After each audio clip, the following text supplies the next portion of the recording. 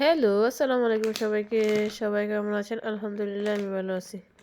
আজকে আমরা 7 দিনের ফিশ রান্না করব। এই জন্য একটা পাতিলে প্রথমে পরিমতো পেঁয়াজ দিয়ে দিলাম পরিমতো তেল। তারপর পেঁয়াজটা যখন একটু লাল লাল হয়ে যায় তখন অল্প একটু পানি দিয়ে দিব মশলাটা কষানোর জন্য।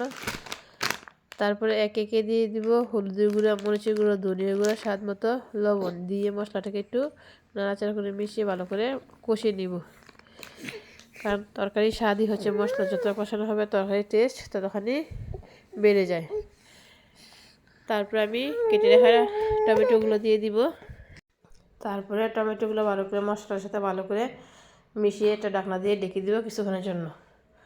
কিছুক্ষণ পর ঢাকনাটা উঠিয়ে একটু নাড়াচাড়া করে দিব যাতে পাতিলে লেগে না যায়। আর আমি এখানে দিয়ে দিব কয়েকটা বড়, যাতে টমেটোটা একটু টকটক হয়। আর এই তরকারিটা একটু টকটক হলে খেতে অনেক ভালো লাগে। তারপরে টমেটোটা যখন একটু গলা গলা হয়ে আসবে আমি একটু কাঠি দিয়ে টমেটোটা ভেঙে দিলাম। তারপরে দিয়ে দিলাম একটু গরম পানি। গরম পানিটা দেওয়া হয়ে গেলে বলক আসলে আমি দিয়ে দিব ভেজে রাখা সার্দিন মাছগুলো দিয়ে ভালো করে নাড়াচাড়া করে মিশিয়ে তারপরে ঢাকনা দিয়ে ডেকে দিব। কিছুক্ষণ রান্না করব।